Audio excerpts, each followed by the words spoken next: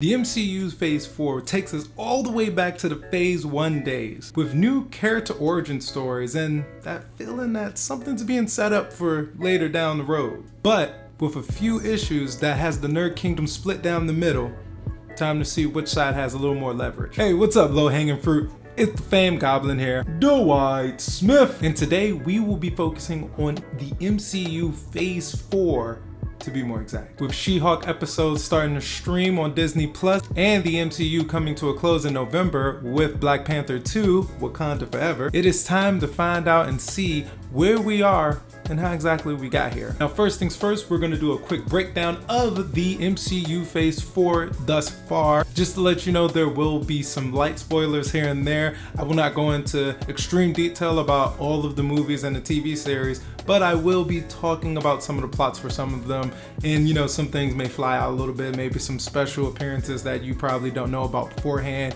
some plot points here and there, but nothing too severe that'll ruin your overall experience. And I'm assuming if you're watching this video, you've probably already seen these things anyway, so this is pretty pointless.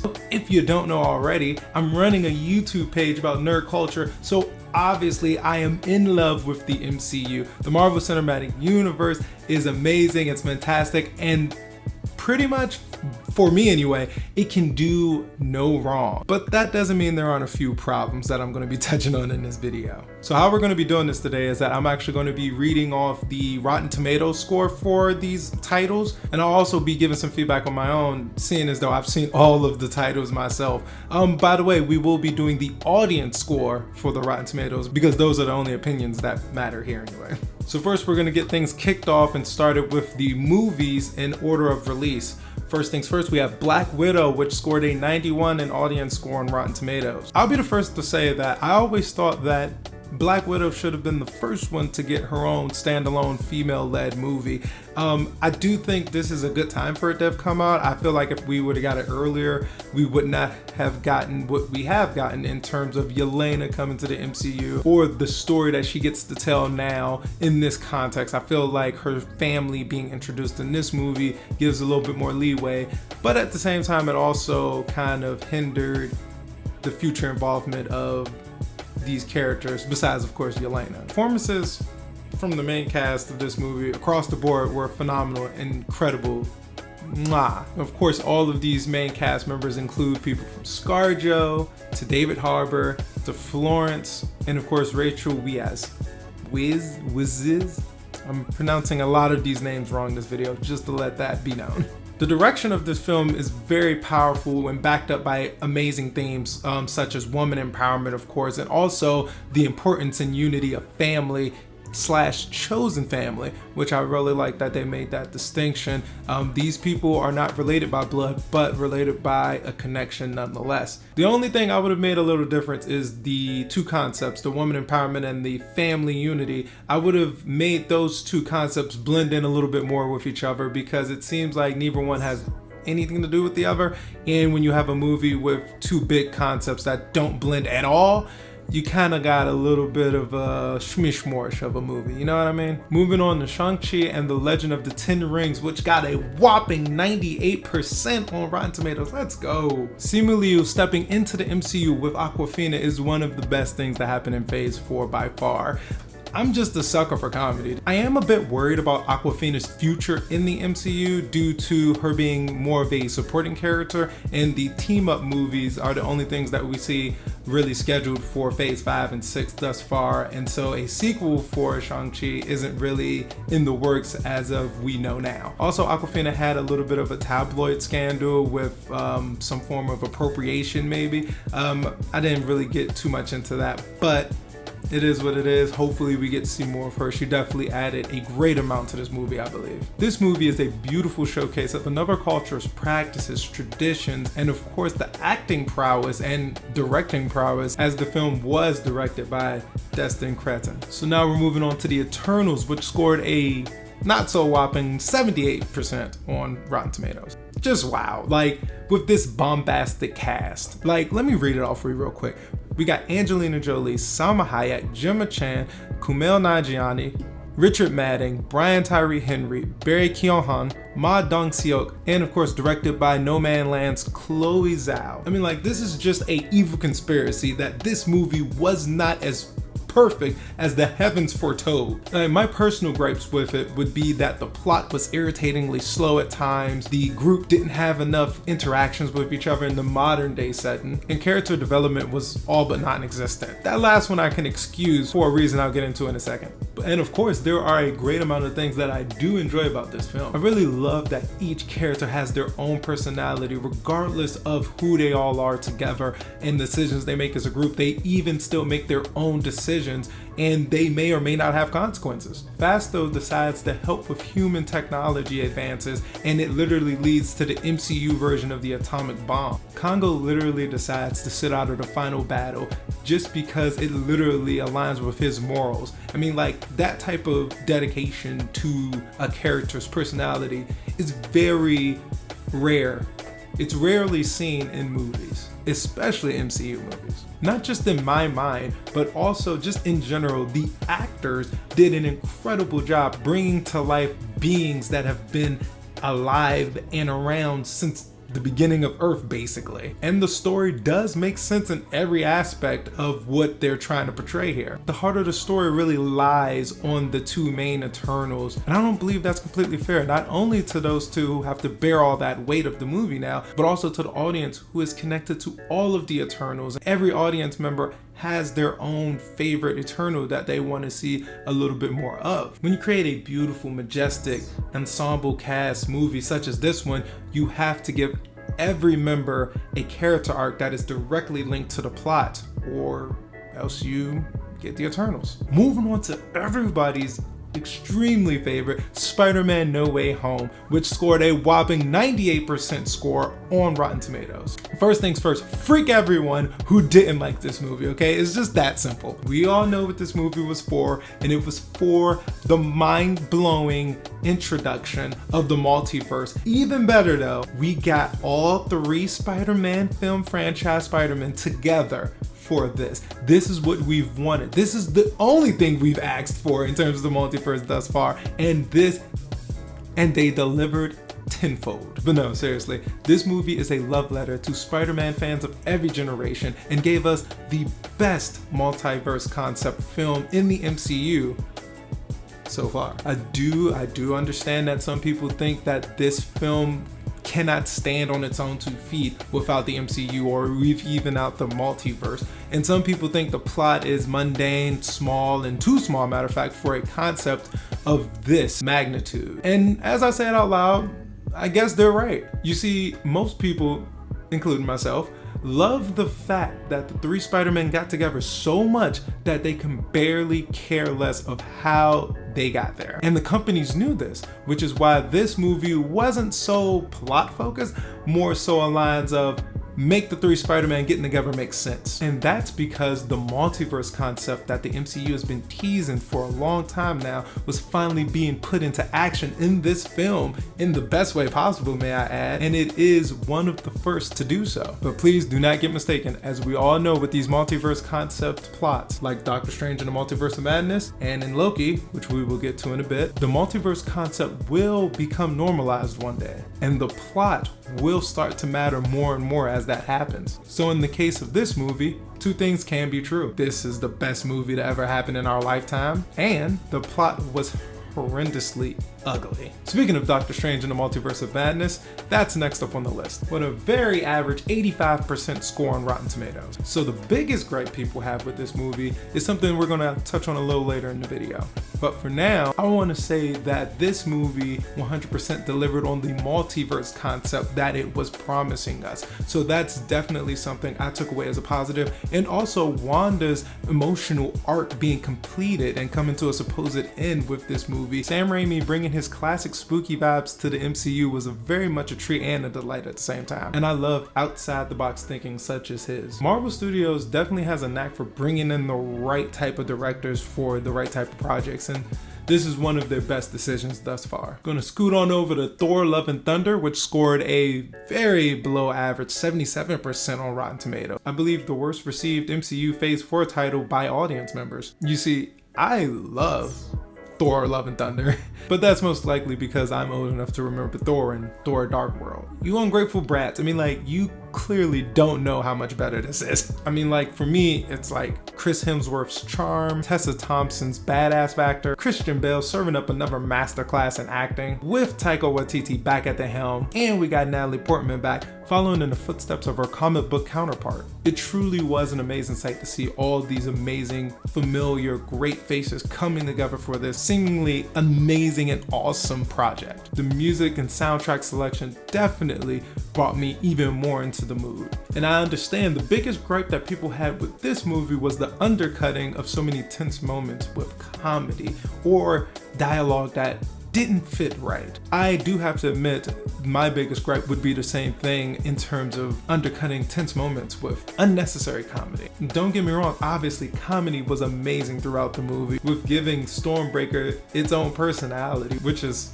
hands down hilarious. But I do have to admit, I am highly disappointed with the reunion with Lady Sif, which I felt should have been more powerful, more emotional, something. We haven't seen Lady Sif in a long time, in many years, in many movies. The last appearance she made, I believe, was a special guest appearance on Marvel's Agents of S.H.I.E.L.D. So clearly Marvel 4 has been the most to take in terms of concepts, in terms of themes, in terms of characters, and of course in terms of context. But we're not even done yet, because Marvel and Disney have made one of the smartest business moves in terms of business moves, and that is of course extending the MCU into TV series as well.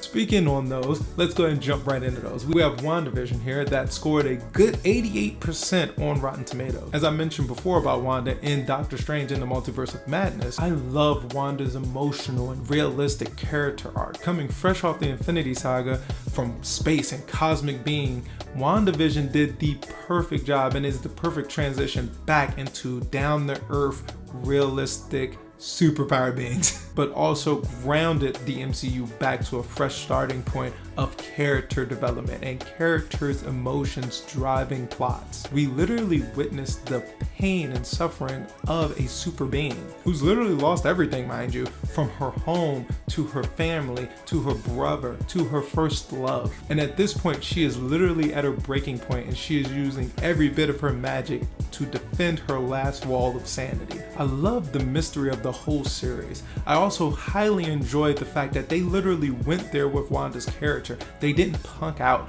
I literally thought, looking at all of the episodes every week went past, and I still thought the main villain would show up eventually, and we did get an antagonist. But even after the main antagonist was revealed, it was also revealed that Wanda was still the person causing all this pain and suffering, unfortunately, to these poor civilians. And I loved how the showrunners and MCU in general didn't shy away from this. They didn't pull the punch. They still gave us an antagonist, and they still made it very clear Wanda was also not in the right. Jumping over to my personal favorite, the Falcon and the Winter Soldier, which scored a very average 84%, very confusing. As an action-loving guy, of course I love the Falcon and the Winter Soldier. Of course it's one of my favorite titles in the MCU Phase 4. The bromance/buddy cop vibe that the two leads, Sebastian and Anthony, have was just magnificent, and so magnificent, and it just puts the show on another level for me. It's literally reminiscent of all the greatest dynamic duos in history. It has the action of Lethal Weapons, Riggs and Murdoch, the comedy of the odd couples Oscar and Felix, and of course the partnership/rivalry between Tango and Cash. Just to make sure you have a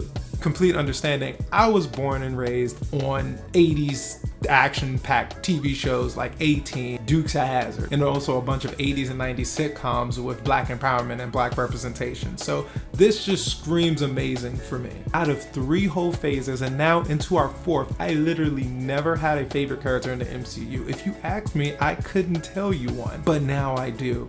It is hands down Anthony Mackie's Captain America. I'm so proud, I'm so amazed by him, and I'm so happy that Anthony Mackie got to step into the spotlight and do what he does best, make a character more powerful. Anthony Mackie's turn as Captain America and him showing his charisma, showing his acting prowess and his leading chops makes me even more excited for the next installment of Captain American films, the next one being New World Order, releasing in Phase 5 of the MCU. Jumping over to Loki, that has, I believe, one of the highest for the TV show scores, 91%.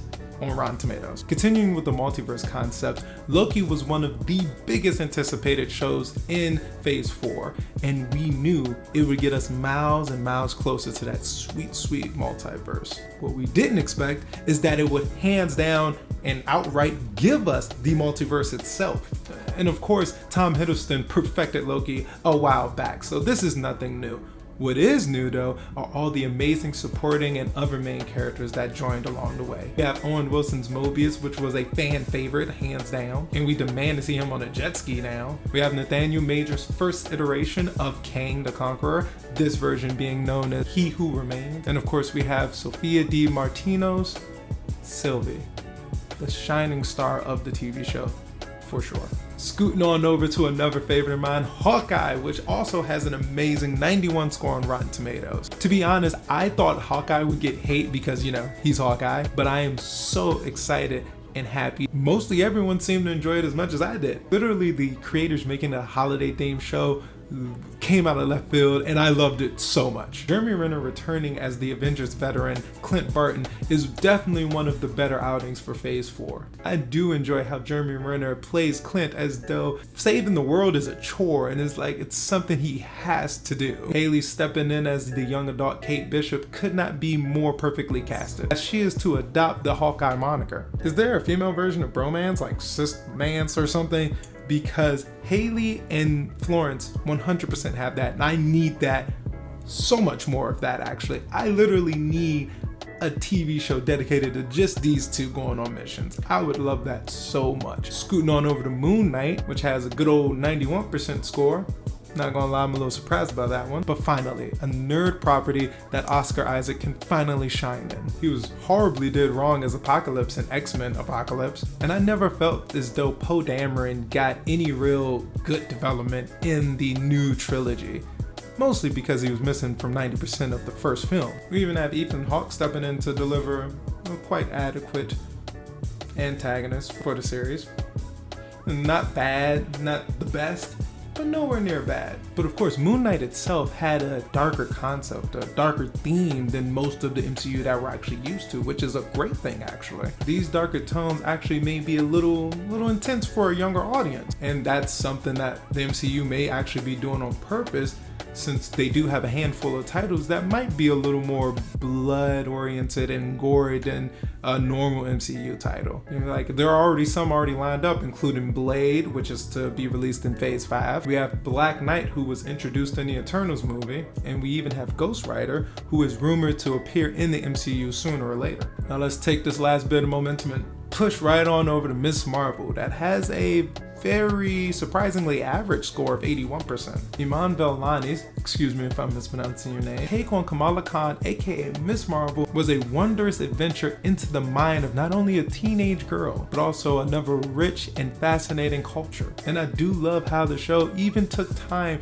to incorporate that culture into the show beyond just her accessories that make her uniform more unique. What I think would have made this show even 1,000 times more better is if they took the concept from episode 1 and expanded it across the whole series. What do I mean by this? You see, in episode 1, in the slice of life high school episode is what I like to call it, they have Kamala's inner thoughts and creative going-ons in her minds layered on top of the real world as it's still going on, as she's still interacting with people in everyday life. I felt like this was a very interesting concept. Don't get me wrong, they do actually put that in some aspects of the show in other episodes, but I feel as though they could have made this one of the main concepts of the show to really separate it out from the rest of the shows and give it more of a personality. Now we still have 2 more MCU properties that have not dropped for Phase 4 yet, and so I'll just get a little bit into expectations from their trailers that we've seen thus far. First, we're going to jump into SheHulk, Attorney at Law. I am 100% excited for this show, unlike some people are, but that's mostly for CGI reasons. I don't know, I just guess I'm more of a big picture guy. If the small details add up, that's one thing, but if it's just one small detail here and there, I think will live. I'm really excited to see how Daredevil is going to be introduced back into the MCU after his debut in SpiderMan No Way Home. I'm also interested to see if they give any explanation to Wong and Abomination's relationship and what those two have been up to in the background of the MCU as well. Of course, you can't forget about Bruce. I would love to see if this is the wrap up for his story. What else is he doing? What will he be doing going forward? I'd love to see that for sure. And of course, Tatiana Maslany as Jennifer Walters, aka She-Hulk herself. Now, like I've said before, I know a lot of people have issues with the CGI, but hopefully they really do touch it up enough to where it's okay and good enough for TV. Next, we have the ender of Phase 4, Black Panther 2. Wakanda Forever. Now, of course, a lot of people have been speculating after the trailer came out who is in the Black Panther costume. Most people are sure it's Shuri, but you can never be too sure. So I actually do enjoy and love the fact that I didn't even know I wanted that to be the mystery, but now I really hope they do not reveal this until the movie comes out. I really want to be surprised by who is in the outfit. Who will be the next Black Panther? Also very excited to find out what's Namor's beef. And finally, another fan favorite, Killmonger. Will he be making a return in any form or fashion in the sequel? Of course, some of the glow ups for Phase 4 includes the origin stories of new characters. Just to name a few of my favorites thus far, we have America Chavez, we have Shang-Chi, we have Awkwafina's character, forgot her name, sorry. We have all of the Eternals, we have Miss Marvel, we have Ironheart, who will be making her debut in Black Panther 2, we have Yelena, we have Kate Bishop, and etc. Of course, all of these amazing new faces and even more to come are just set up for more future MCU possibilities. One of those future possibilities, I believe, would be Young Avengers. I believe one of the 2 announced Avengers movies will be a Young Avengers movie, just not in name, but in action. Thunderbolt, which is, I believe, a movie, has already been announced for Phase 5. Many people speculating that the Thunderbolts will be played by all the anti-heroes that are being collected by the mysterious woman in the MCU thus far. So far, we already know Yelena and John Walker from the Falcon and the Winter Soldier have been recruited to the team, and more to come, hopefully. Maybe even Abomination. And also maybe even Zemo.